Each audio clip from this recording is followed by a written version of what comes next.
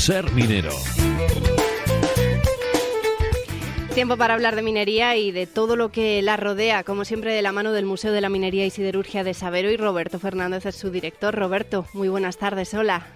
Hola, buenas tardes, María. ¿Qué tal las cosas por Sabero? ¿Hace tanto calor como por aquí?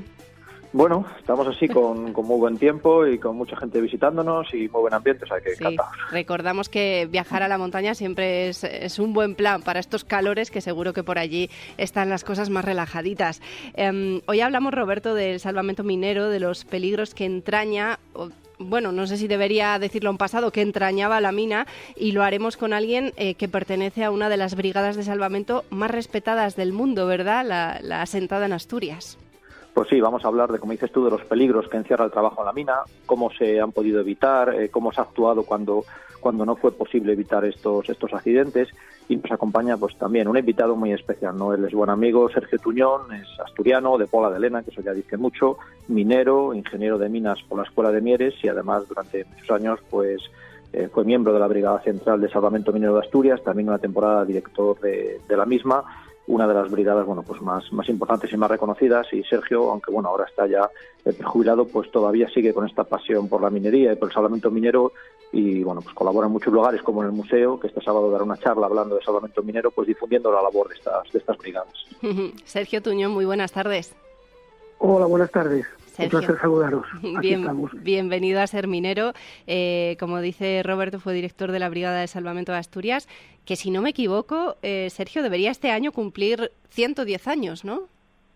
Menuda trayectoria por detrás. Sí. Repasaremos un poco, como decía mi buen amigo Roberto, pues ya desde la distancia, porque hacía un par de años que me desvinculé de mi puesto, pero bueno, sí que en el repaso que haremos veremos pues que la brigada este año cumplirá los 110 años. Los 110 años, y en este tiempo, ¿cómo ha cambiado su trabajo? ¿Ha cambiado mucho o el salvamento en la mina sigue siendo prácticamente como entonces? ¿Habéis notado los avances tecnológicos, por ejemplo? Sí, por supuesto. Los planteamientos, el principal sobre todo la disminución del riesgo y de la siniestrabilidad, que lógicamente había, y que pues eso repasaremos un poco y veremos las condiciones de trabajo de hace 100 años, cómo fueron evolucionando, fueron mejorando, cómo la ciencia y la técnica minera avanzó pues para intentar paliar, minimizar y en algunos casos pues suprimir el riesgo inminente que había en determinadas labores. El riesgo basal nunca se eliminó, por eso al final, aunque lógicamente mejoraron las condiciones, desgraciadamente el riesgo de trabajar en profundidad y en los ambientes mineros sigue y persiste ahí. Eso ni se pudo ni se podrá eliminar. Entonces se evolucionó, pero siempre estando atentos y siempre sin olvidar que lógicamente el trabajo en la minería entraña un riesgo que es inherente y que no se puede eliminar, el de las condiciones propias en el que se desarrolla. Roberto, es que no hace tanto tiempo, si miramos con perspectiva, no hace tanto tiempo que rara era la semana, ¿verdad?, que no teníamos accidentes mineros. Pues sí, durante muchísimos años y en todas las cuencas, pues una tónica común era semana tras semana accidentes, algunos pues con menos riesgo, otros con más riesgos, algunos con fallecidos, porque estos riesgos, ¿no?, de los que hablaba Sergio, pues no sé, los derrumbes, las explosiones, los gases tóxicos, incluso pues las avenidas de agua, pues siempre han estado presentes en la mina, pero también han estado siempre presentes, ¿verdad, Sergio?, el compañero, ¿no?, que ha sido básico, guardián del resto de los compañeros, ¿verdad?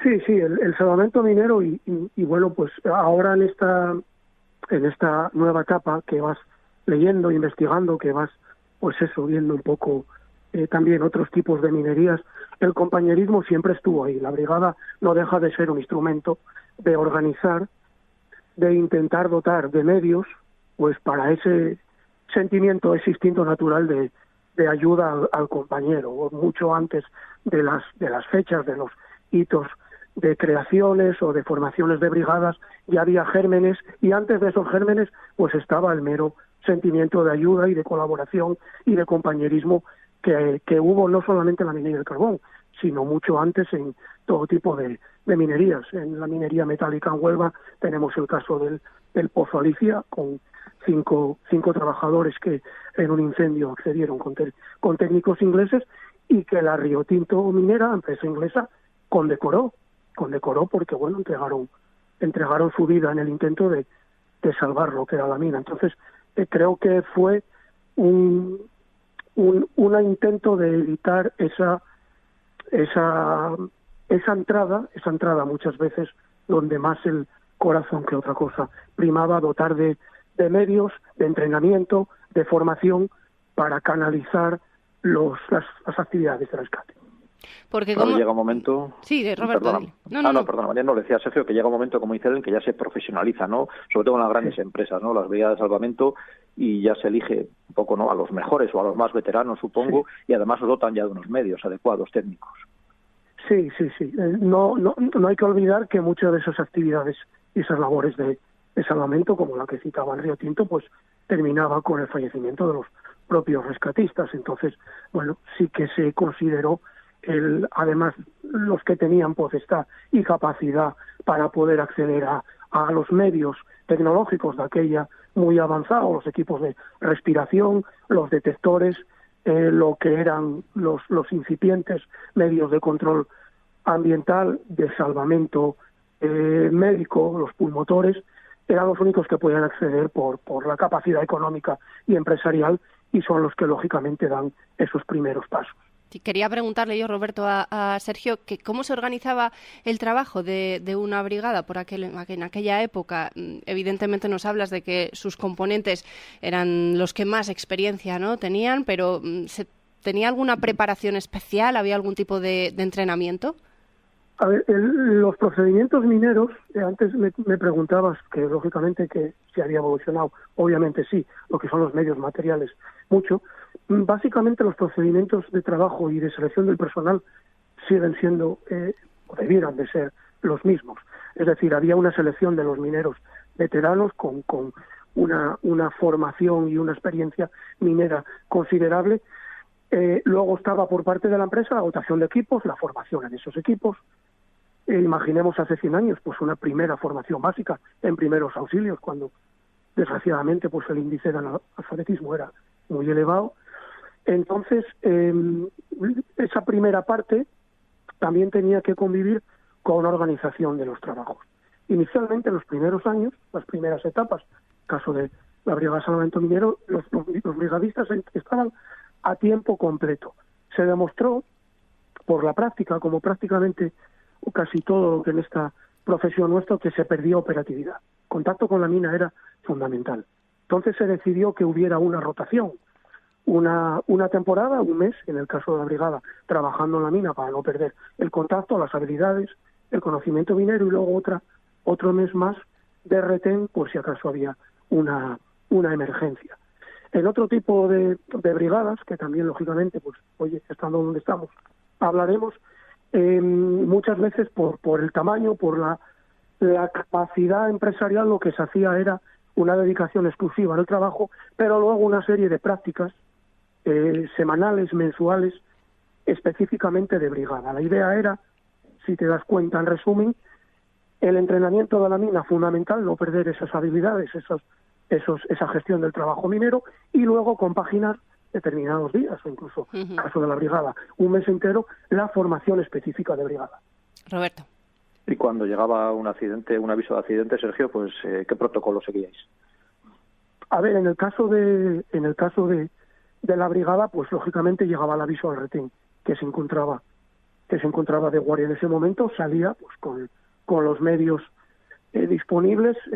A principio del siglo XX, pues ferrocarriles mineros que se consideraban también muy importantes a la hora de desplazar. Posteriormente, pues el transporte por carretera. A partir de los años 90 y tantos, 2000, finales de los 90, 2000, con el protocolo que se firma en la brigada y el antiguo CEISPA, el Servicio de Emergencia del Principado de Asturias, se incluía el helicóptero, pero ese primer equipo sale, automáticamente se llama al personal que se encuentra en casa, que también cubre los relevos. La brigada estaba 24 horas con 3 relevos, pues el siguiente relevo que entraría, que venga a cubrir, se va moviendo ficha, por así decirlo, e incluso si se puede ya determinar que el orden de magnitud de la emergencia es muy importante, al personal que estaba ese mes trabajando en la mina también se le llamaba, porque lógicamente se estimaba que iba a ser necesario. Entonces, básicamente era eso, un primer equipo de salida, luego los siguientes listos para actuar, e incluso el personal que estaba en el pozo era llamado para cubrir las posibles contingencias.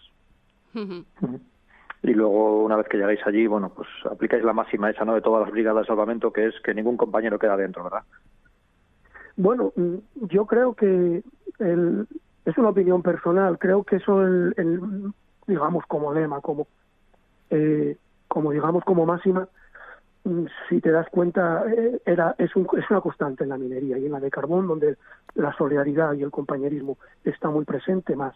Yo, después de, bueno, pues ver un poco y de palpar en primera persona, creo que además de lo que es el sentimiento de compañerismo, también está, digamos, ese último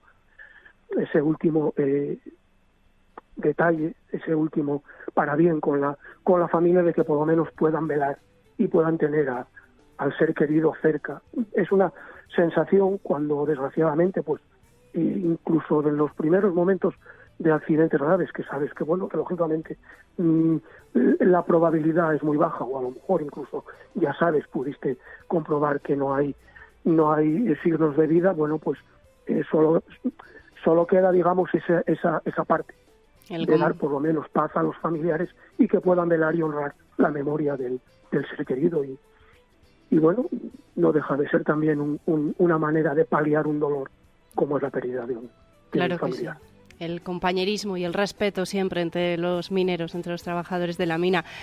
Muchísimas gracias, Sergio Tuñón, por habernos dedicado estos minutos que sirven, recordamos, de aperitivo para la conferencia que vas a dar el próximo sábado 18 de junio a las 6 de la tarde. Roberto, ¿verdad? Hace falta inscribirse. En el museo. Perfecto, pues ahí estaremos. Sergio, muchísimas gracias. Nada, muchas gracias a vosotros por estos minutos y nada, saludar a todos los compañeros de la familia minera.